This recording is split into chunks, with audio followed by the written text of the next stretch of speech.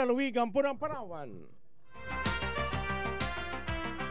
Sumeranyo, Puerto Princesa, DYSB.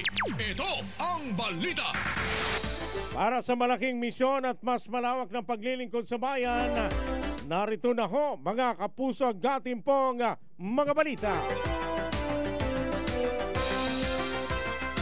Sumeranyo, Puerto Princesa, DYSB. Ito ang balita.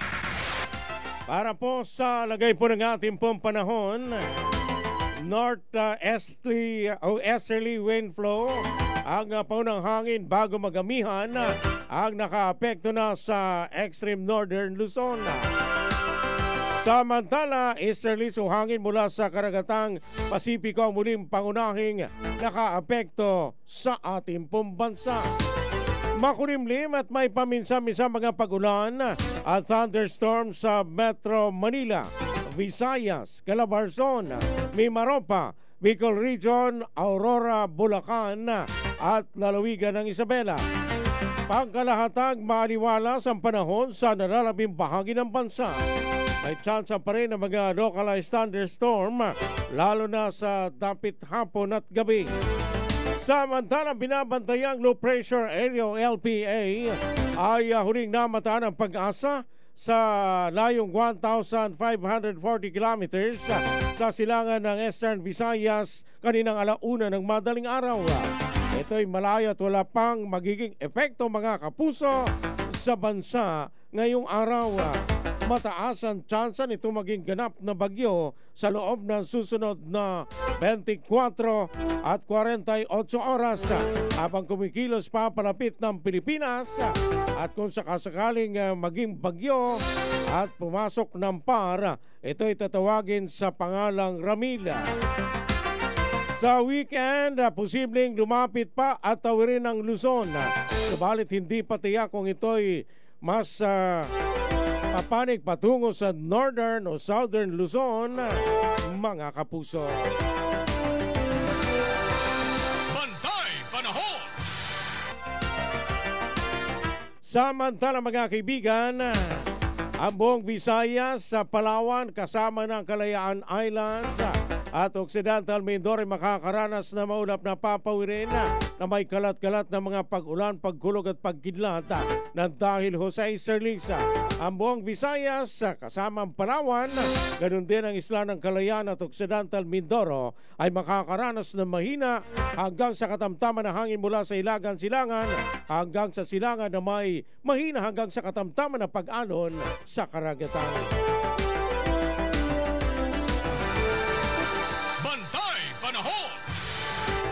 Alas 5:48 na ho ng umaga. Samantala si Mapanga Balita, isang 22 anyos na banging isda ang patay matapos pong atakihin ng buhaya habang natutulog sa bangka diyan po sa Barangay Ruituba sa bayan ng Batara sa Palawan. Super Radio Local News. Namiho natin ang detalye ng balitang yan. Si Super John Vicer Bantaculo sa detalye ng balita. Pasok!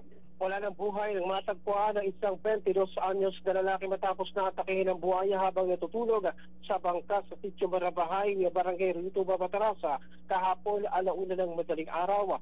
Sa palayam ng Super Radio kay Punong Barangay Arman Gamo ng Rio Tuba, ang biktima ay kinilalang si Leonard Casio, ang presidente ng Kalawag sa bayan ng Taytay at tumayo lamang sa kanilang lugar para mangisda.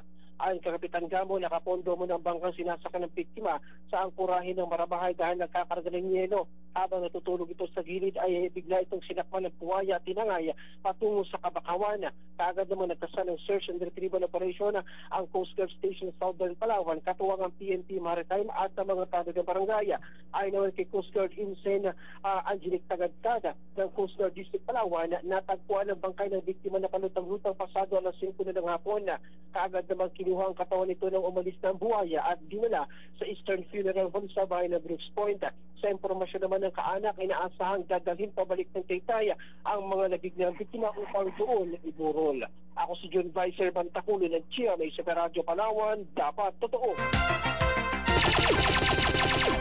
Kawawa naman ang isang kabayan ho natin, kapuso po natin mula sa Taytay, na biktima ng buhaya yan sa Sitio Marabahay.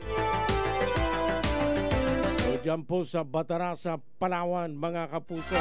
Sitio Marabahay, Barangay Riutuba, Batarasa, Palawan.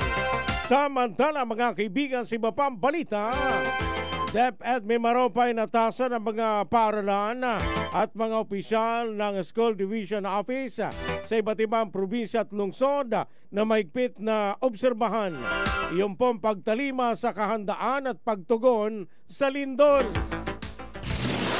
Super Radio Local News.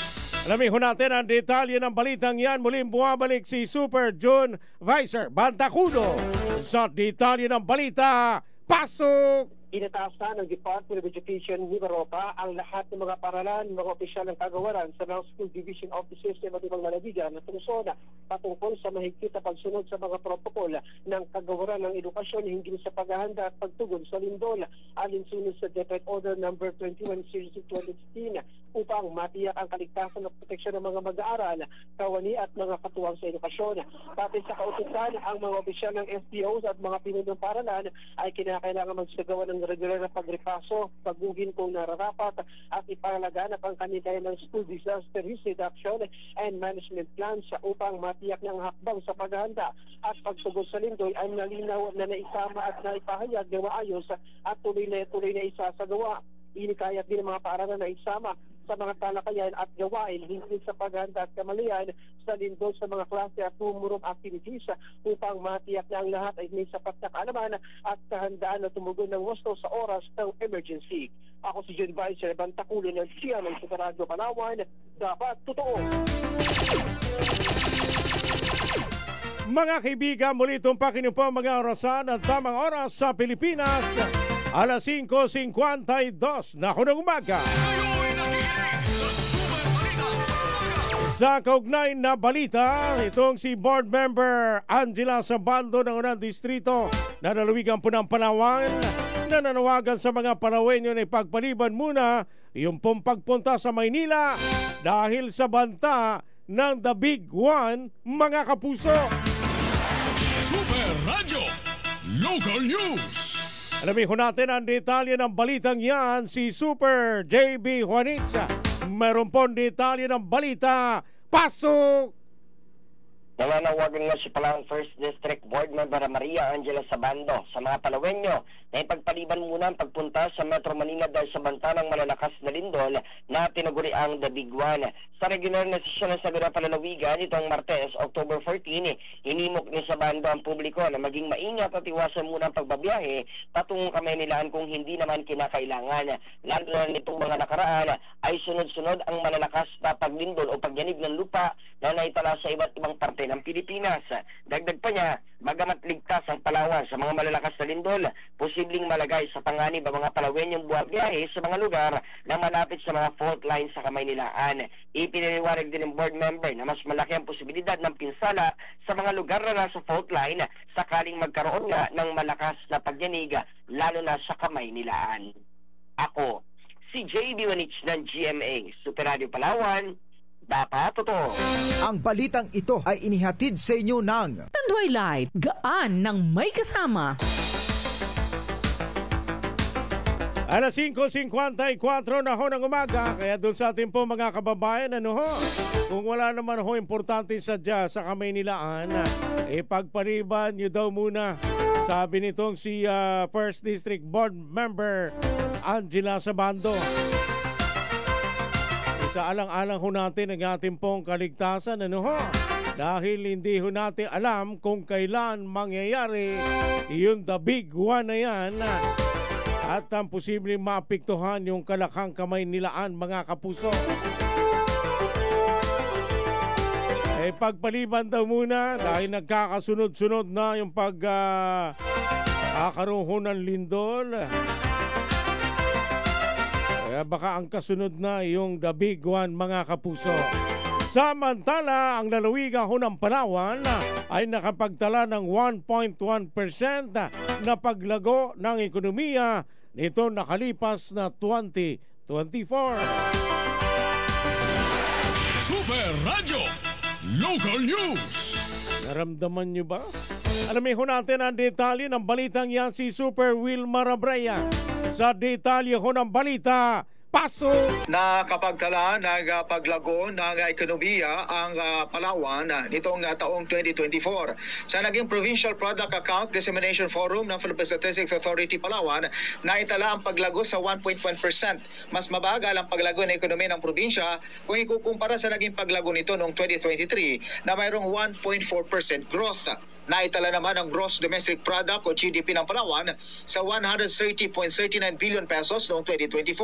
Sa industries, naitala ang pinakamabilis sa paglago sa construction na may 20.9%. Sinundan nito ng accommodation and food service activities na 14.4% at electrical, steam, water and waste management sa 14.1%. Nitong 2024, ang Palawan ang may pinakamalaking ekonomiya sa probinsya at highly urbanized city sa Mimaropa.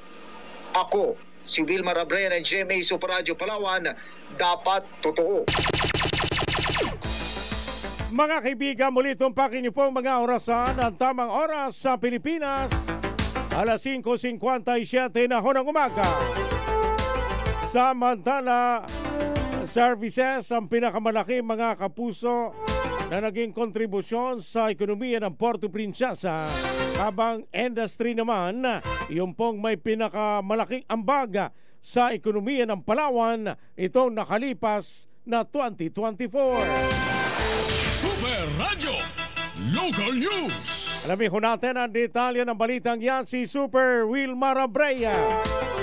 Mayroon pong karagdagang balita. Pasok! Ang services ang nakapagtala ng pinakamalaking ambag sa ekonomiya ng lungsod ng Puerto Princesa nitong 2024. Sa naging Provincial Product Account Dissemination Forum ng Philippine Statistics Authority Palawan, nakapagtala ng 75.5% share ang services sa ekonomiya ng Puerto Princesa nitong nakalipas na taon. Sumusunod dito ang industry na may 21.6% share, habang pangatlong agriculture, forestry and fishing na may 2.9% share. Sa Palawan naman, naitala ang 39.7% share ng industry na may pinakamalaking ambag sa ekonomiya ng Palawan. Kasunod ang services na may 35.4 share at ang pangatlo ang agriculture, forestry and fishing na may 25.0% share.